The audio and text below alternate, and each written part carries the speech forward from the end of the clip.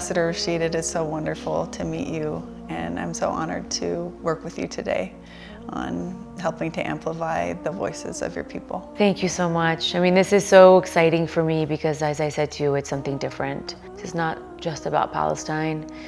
This is really about humanity. It's about what kind of world we want to live in, and to make sure that none of us ever normalize the horror and the pain that they are doing to innocent human beings that are defenseless. On hard days, where do you find strength? It's really hard. But really, for me, I think the answer is always love. Like, I try to immerse myself with so much love from my children. I have 3 beautiful children, a very supportive husband, my mom being with me. She's gone through so much herself. You know, she left her homeland when she was a young child. But it's really about making sure that I take time for myself, because in the beginning of the genocide, I was not, and it was really hard for me. And there's no quitting at this point. You know, my people are insisting to live. They inspire me so much every day. And then you carry on, because you have to also believe that, you know, you can still save people, and they're worth saving. You know, every action has an infinite reaction. So all of these things really help me get up in the morning and say, okay, let's go. Palestinian women have always led with courage. How have they inspired you on your own path and healing? Palestinian women are so strong. They are the pillars of every house. You know, their children and their grandchildren proud to be where they're from. I mean, you know, so many of us live in diaspora, so it's important to retell and recount the stories of our ancestors. And our women have led also in marches in the beginning during the first intifadas, when all the men used to be arrested or many men were killed. The women took this lead into being the voices for Palestine. So we have a really long history of women being at the forefront of the struggle for freedom. There's no place that there is not women who are leading in some way or another. So I think that I'm just one small example of that, but there are so many more. Well, I started the UN when I was right out of college. So that for me it was a dream. After a while, you realize, you know, when you stop being so naive as a younger person, that no matter the resolutions they pass or the actions they take, if there's no enforcement mechanism, they don't translate on the ground. And the UN is not the problem, it's the political will of countries to enforce these resolutions that they adopt. Oppression is oppression, injustice is injustice. So the best way to fight those is to unite. I feel here in Mexico there is this real beautiful, authentic solidarity with my people.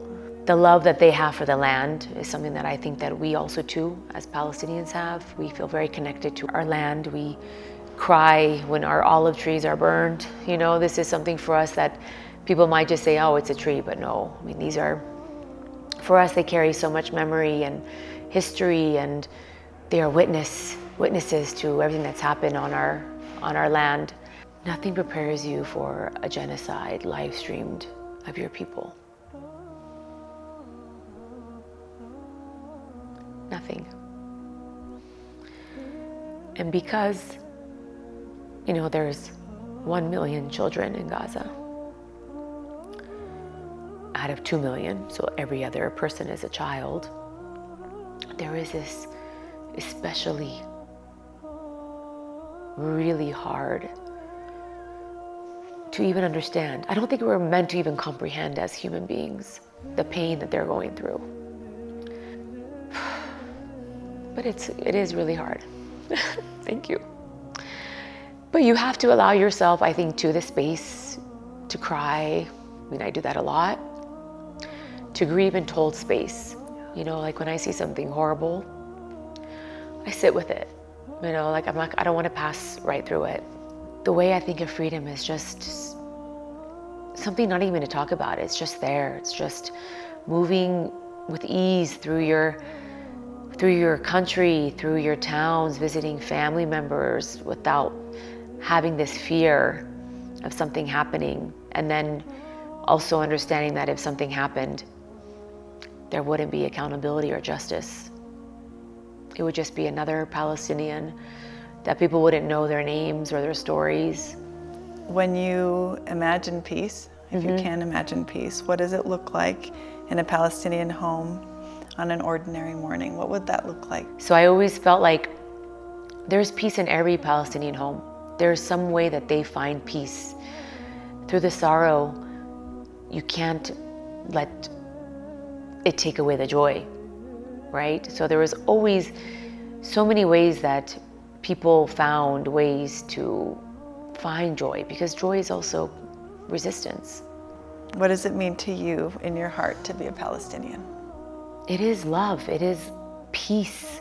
You know, we are a people who want to live in peace, to show the beauty of my people. You know, we're not just a story of tragedy and sorrow and sadness. You know, we are a people that are so proud of where we come from, of our history, our culture, of Palestine in general, what it's contributed to the world, like for civilizations. You know, it's the part of the cradle of civilization.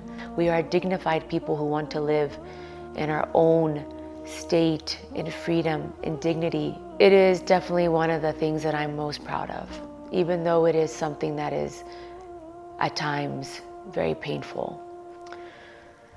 Yeah. Can I give you a hug? Yes, of course. I always love hugs.